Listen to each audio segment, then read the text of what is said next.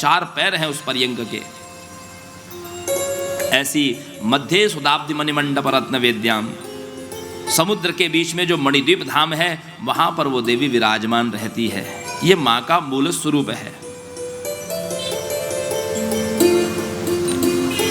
सज्जनों माताओं,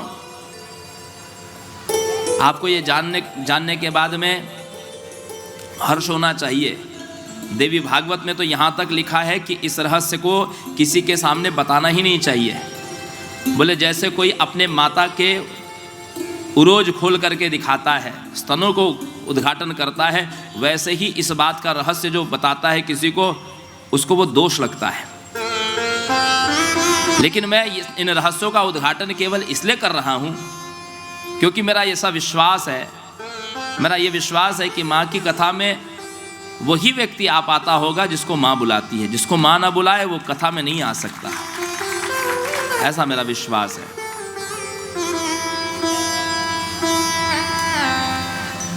हर व्यक्ति अपना अपना चिंतन करे, हर व्यक्ति अपना अपना चिंतन करे। क्या जब हम पहुँचे हैं तो हम कैसे पहुँचे हैं? कहीं ना कहीं उसने हमें प्रेरित किया है, कहीं ना कहीं उसने संयोग बनाया है कि कथा में जाओ। और जिस दिन उसकी इच्छा नहीं होती है, आपका बना बनाया प्रोग्राम भी चौपट हो जाता है। जिस दिन उसकी इच्छा नहीं होती है ना, तो उस दिन आप नहीं जा पाते हैं।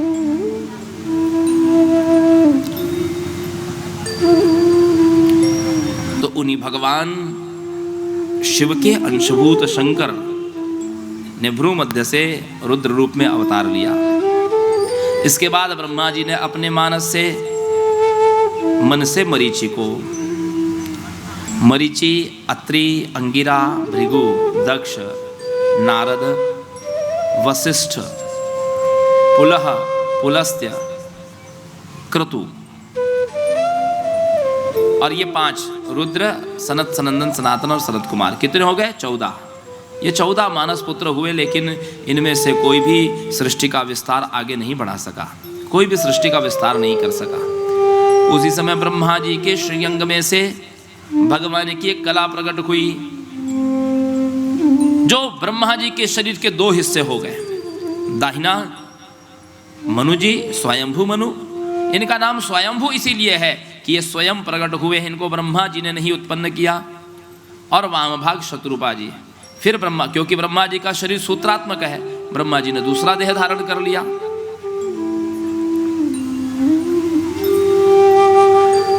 मनु जी को कहा कि तुम सृष्टि का सृजन करो। अब तक सृष्टि जो थी, पृथ्वी तो जलमग्न थी।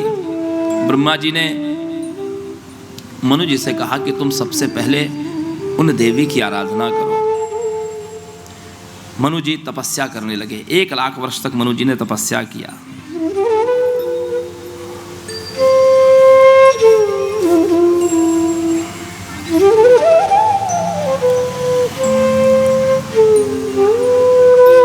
मनु जी ने जब तपस्या की तो मां प्रसन्न हो गई। मनु जी स्तुति करते हैं मां की। नमो नमस्ते देवीशि जगत कारण कारणे, शंख चक्र गदा हस्ते, नारायण हृदाश्रिते। हे देवी, नारायण के हृदय में विराजमान रहने वाली, शंख चक्र गदा धारण करने वाली, समस्त जगत की कारणभूता आपको नमस्कार है। सर्वमंगल मांगल्ये शिवे सर्वार्थ साधिके, शरण्ये त्र्यंबके गौरी, नारायणी नमोस्तुते। मां ने कहा, वरम वरय राजेंद्र ब्रह्मपुत्र यदीक्षसि प्रसन्ना हम स्तवेन्नात्र भक्त्याचाराधनेन च। वर मांगो पुत्र, क्या चाहते हो? मनु जी कहते हैं, यदि देवी प्रसन्नासि भक्त्या कारुणिकोत्तमे, तदा निर्विघ्नतः सृष्टि प्रजायास्त्वया ज्ञया। मुझे आज्ञा दीजिए कि मैं प्रजा की सृष्टि कर सकूं। मां ने कहा, प्रजा सर्ग प्रभवतु मम अनुग्रहतौ किलः निर्विघ्नेन च राजेंद्र वृद्धिश्चाप्युत्तरोत्तरम। अब निर्विघ्न तुम्हारी प्रजा होगी। अब मनु जी के मन में विचार हुआ कि पृथ्वी जलमग्न है। पूर्व कल्प में पृथ्वी जलमग्न हो गई थी। मधुकैटभ के मेद से जो पृथ्वी बनी थी वो कल्प में जलमग्न हो गई थी। 4 पैर हैं उस पर्यंक के। ऐसी मध्य सुदाब्धि मणिमंडप रत्न वेद्याम, समुद्र के बीच में जो मणिद्वीप धाम है वहां पर वो देवी विराजमान रहती है। ये मां का मूल स्वरूप है। सज्जनों माताओं, आपको ये जानने के बाद में हर्ष होना चाहिए। देवी भागवत में तो यहाँ तक लिखा है कि इस रहस्य को किसी के सामने बताना ही नहीं चाहिए।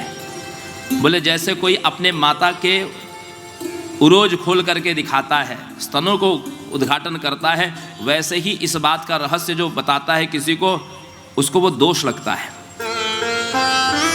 लेकिन मैं इन रहस्यों का उद्घाटन केवल इसलिए कर रहा हूँ क्योंकि मेरा ऐसा विश्वास है, मेरा ये विश्वास है कि माँ की कथा में वही व्यक्ति आ पाता होगा जिसको माँ बुलाती है। जिसको माँ ना बुलाए वो कथा में नहीं आ सकता, ऐसा मेरा विश्वास है।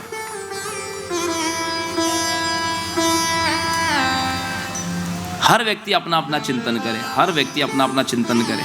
क्या जब हम पहुँचे हैं तो हम कैसे पहुँचे हैं? कहीं ना कहीं उसने हमें प्रेरित किया है, कहीं ना कहीं उसने संयोग बनाया है कि कथा में जाओ। और जिस दिन उसकी इच्छा नहीं होती है, आपका बना बनाया प्रोग्राम भी चौपट हो जाता है। जिस दिन उसकी इच्छा नहीं होती है ना, तो उस दिन आप नहीं जा पाते हैं।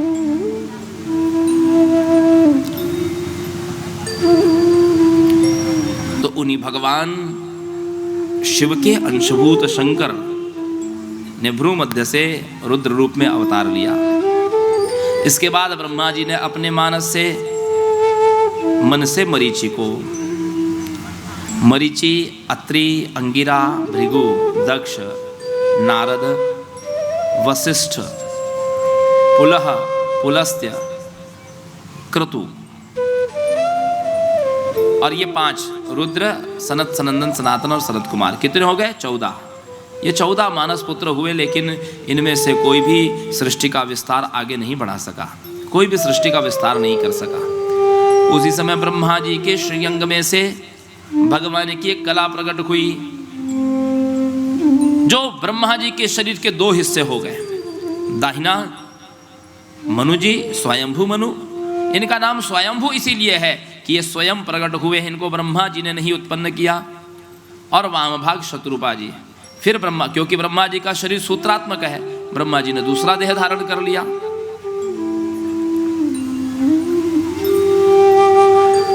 मनु जी को कहा कि तुम सृष्टि का सृजन करो। अब तक सृष्टि जो थी, पृथ्वी तो जलमग्न थी। ब्रह्मा जी ने मनु जी से कहा कि तुम सबसे पहले उन देवी की आराधना करो। मनु जी तपस्या करने लगे। 1 लाख वर्ष तक मनु जी ने तपस्या किया।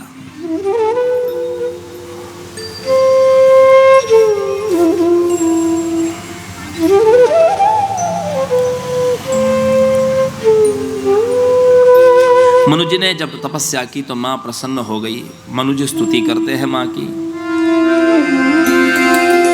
नमो नमस्ते देवीशि जगत कारण कारणे शंख चक्र गदा हस्ते नारायण हृदाश्रिते।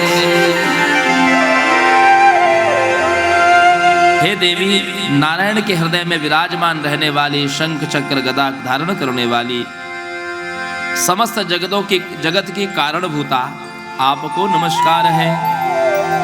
सर्वमंगल मांगल्ये शिवे सर्वार्थ साधिके शरण्ये त्र्यंबके गौरी नारायणी नमोस्तुते।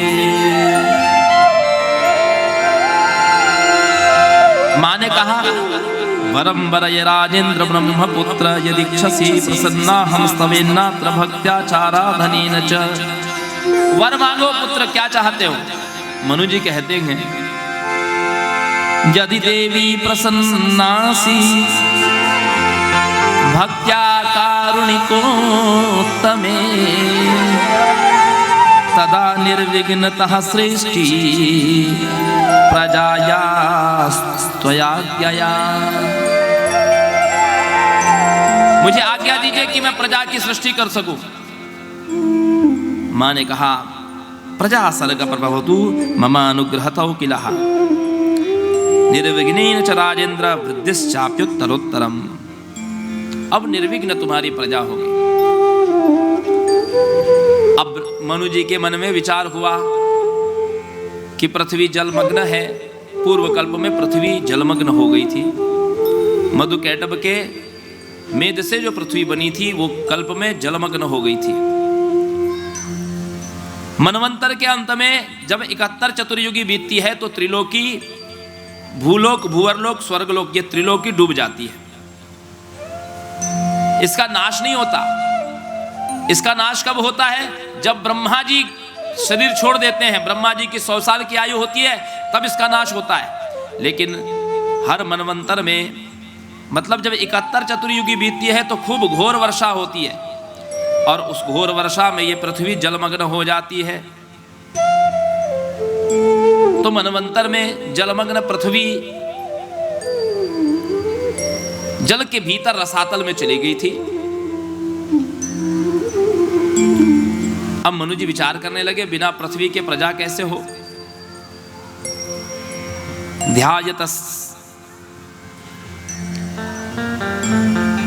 ध्यायतस्य नासाग्र विरंचे सहसा नगा वराहतो को निर्गाद अंगुष्ठ परिमाण का। अभी उन देवी का ध्यान कर रहे थे, उसी समय ब्रह्मा जी के नासा छिद्र में से एक अंगूठे के बराबर एक श्वेत वाराह प्रकट हुआ। श्वेत वाराह, सफेद वाराह शिशु, उन्हीं के नाम से यह श्वेत वाराह कल्प है।